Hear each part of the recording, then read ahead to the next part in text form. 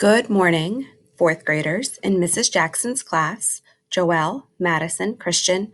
This video will help you with the character setting and plot worksheet. When you go to Mrs. Jackson's class, you will see that you'll need to scroll pretty far down to find today's. So past all the November until we get to November 3rd. And then you'll see that there are 6 things for us to do today. You'll click on the character and setting plot worksheet right here. Now when you click that, this will open. You might want to make it bigger by using the zoom in button. Now remember, you can pause the video to type on your paper, or you can write the answers down on a piece of paper and then type them onto your own assignment. Character setting and plot. Literary elements include character, setting, and plot. The characters are the people or animals in the story. The setting is the time and place in which the story occurs. So where does the story happen and when was the story happening? The plot includes the main events of the story. Practice. Read the following passage and answer the questions below. So now I have to read this and then I have to answer my questions. And I always like to take a look at the questions first, so that way when I'm reading, I have some ideas about what I might be thinking about. So the first question says, when and where does the story take place? Well, that's a setting question. So I'm thinking about where the story is and when. How does Becky feel when she comes into the room? So now I'm thinking about plot. How does she feel? How do Lydia and Miss Ingalls make Becky feel welcome? There's another plot question. And number 4 says, write a sentence that tells the main idea of the story. So now I know after I'm done reading, I'm going to have to sum that sentence, sum up the story in just one sentence to tell me what the whole thing is about.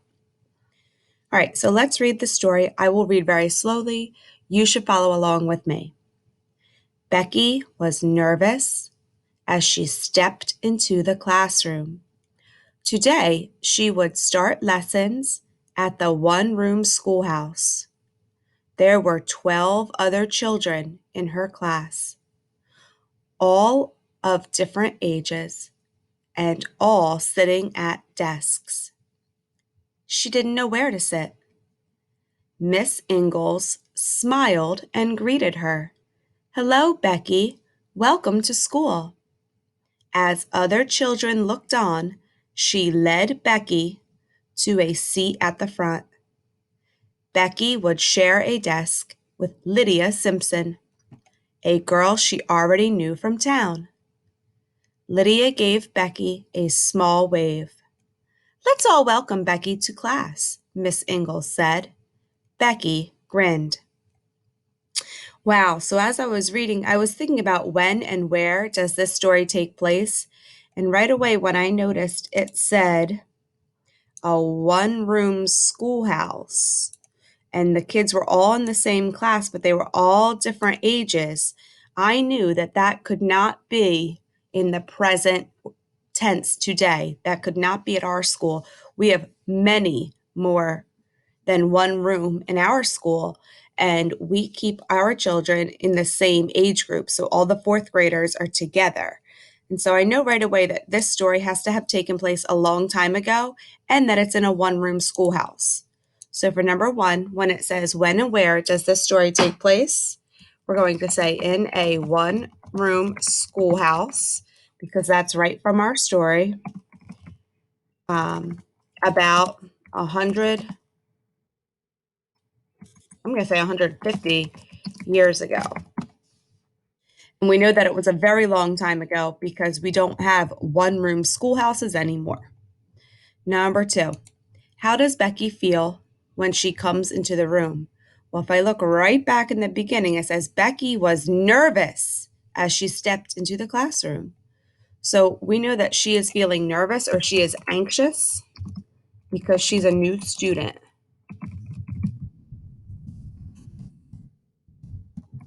And so I wrote, Becky was nervous as she stepped into the classroom. And that was the very first sentence right here from the story. Now remember, if this is a little too fast, you can pause. You can always check, make sure you start with a capital and end with a period. Number 3, how do Lydia and Miss Ingalls make Becky feel welcome?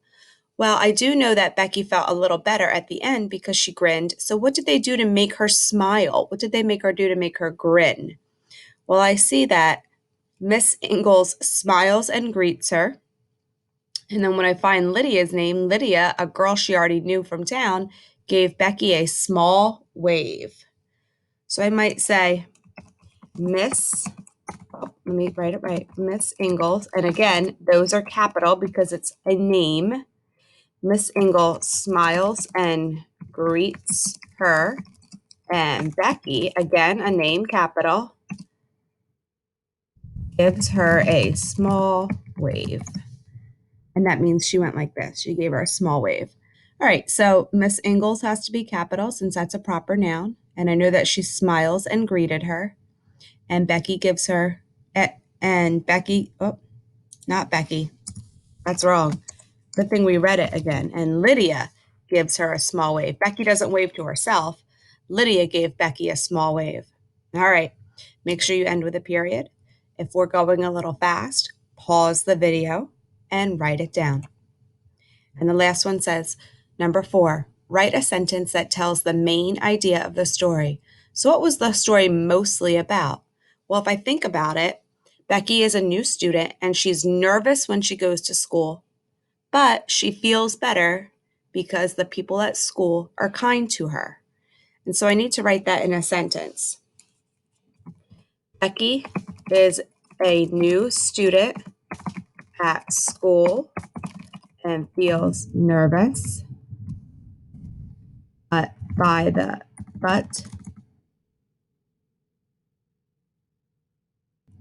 I'm going to say friendly. Friendly people